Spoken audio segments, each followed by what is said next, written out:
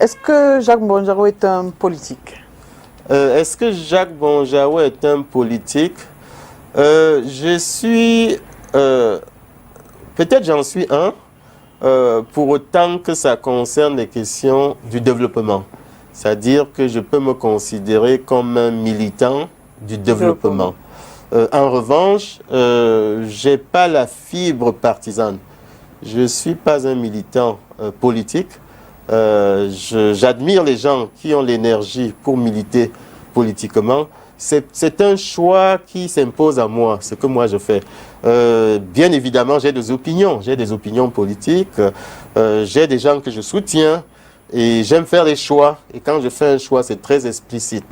Je dis souvent que on ne peut pas être bien avec tout le monde. Ça, je le dis souvent. Je suis de ceux qui pensent qu'il vaut mieux avoir un petit cercle d'amis, par exemple, et les aimer véritablement, plutôt que d'être amis avec tout le monde. Et il y a aussi une raison pour laquelle je ne suis pas très engagé, je dis bien politiquement, même si je suis très engagé pour soutenir un projet. Le président de la République a souhaité que notre pays soit une nation numérique. Je suis pour. Et il a mis des moyens à la disposition. Nous, d'ailleurs, nous avons bénéficié d'un appui de l'État. Je m'en réjouis et je dis merci. Donc, je suis pour. Voilà un projet que je soutiens. Je suis prêt à me battre pour cela. Mais il y a un problème qui se pose sur le champ politique qui, personnellement, et c'est par tempérament, c'est l'esprit partisan. Non pas que les gens ne peuvent pas être partisans, mais j'aime pas trop les débats manichéens, on va dire. Je peux vous dire que tel homme politique est un homme de qualité. Pour autant, ça ne veut pas dire que je vais voter pour lui. Parce que pour voter pour une personne, il y a d'autres éléments qui entrent en compte. J'estime, par exemple, qu'on est un pays, comme dans tous les pays, où il faut qu'il y ait une opposition qui soit forte. Et justement, par contre, c'est pour servir le président de la République. C'est pour servir les gens que je soutiens. Donc, il faut que l'opposition soit forte.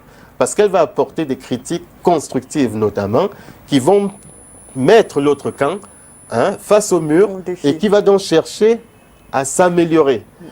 Et je suis sûr que la plupart de nos compatriotes ont le même état d'esprit. Moi, je soupçonne que la très grande majorité des Camerounais ont le même état d'esprit.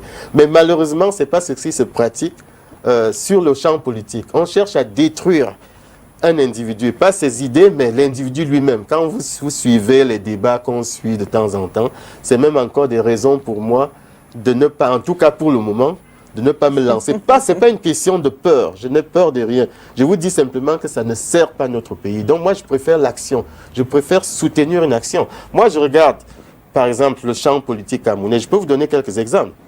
Quand je regarde quelqu'un comme Madame Kawala, par exemple, prenons cet exemple.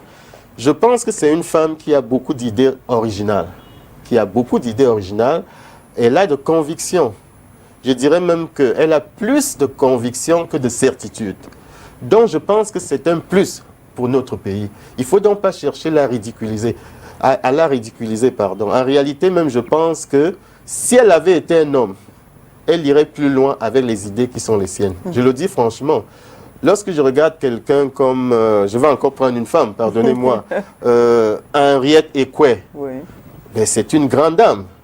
Je pense que c'est une femme de courage et je peux même vous dire de mon point de vue qu'elle fait partie des gens dont la nation retiendra le nom dans ce pays. Voilà.